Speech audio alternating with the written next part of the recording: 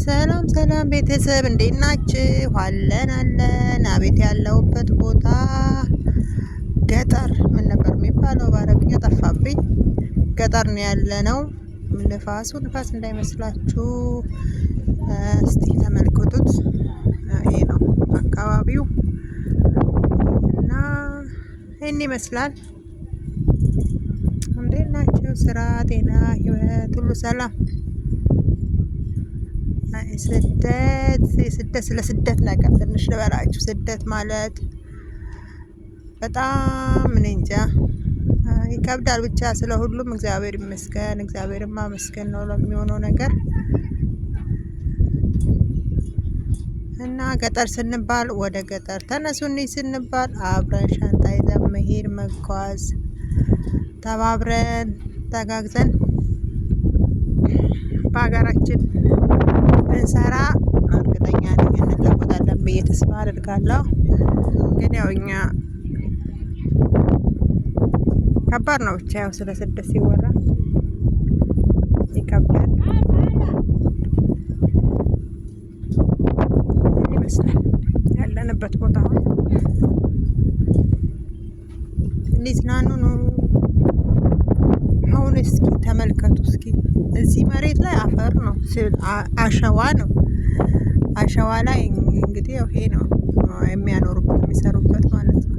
ግን እኛ ሀገር አፈሩ ራሱ ምንም ቢሰራበት የሚበቅልበት፣ አየሩ በነፃ ሁሉ ነገር በነፃ በሆነችበት ሀገር መስራት አንችልም። ግን ያው እነሱ እንዴት እንደሚኖሩ ይኖራሉ። እንደዚሁ በደስታ ነው የሚኖሩት። ደግሞ ደስ ብሏቸው የትም ቦታ ሄደው ተዝናንተው ይመለሳሉ። በቃ እንደዚህ ነው።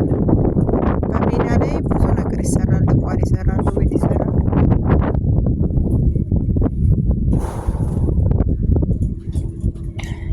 እና ይህን ይመስላል።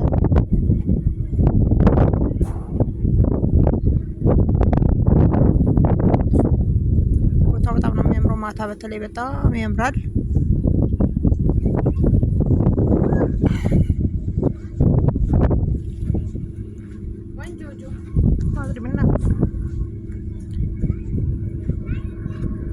እና ልጆች የሚጫወቱበት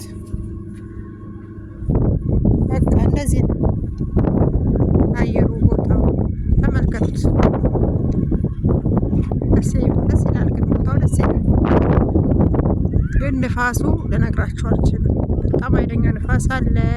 አየሩ ተቀይሯል። አዳዲስ ለምትመጡ ልጆች አንድ ነገር ልንገራችሁ። ስለዚህ አካባቢ በጣም ይከብዳል። አፈር ነው። አፈር ስላችሁ አሸዋ፣ ስኳር የሚመስል አሸዋ ነው መሬቱ እና አንዳንድ ነፍሳቶች ይኖራሉ ይላሉ። እባብ ነገር ይኖራል አሉ ከውስጥ የሚወጣ እና ጥንቃቄ አድርጉ። ባዶ እግራችሁን አለመሄድ ነው እና በጣም ተጠንቀቁላችኋለሁ። በስደት የምትኖሩ አብዛኛዎቻችሁ ታውቁታላችሁ። እና ይሄን ይመስላል ያለሁበት ቦታ። ዛሬ ውሎ የዚህ ነው። እስከ ማታ እስከ 12 ሰዓት ድረስ እዚህ ነን ማለት ነው።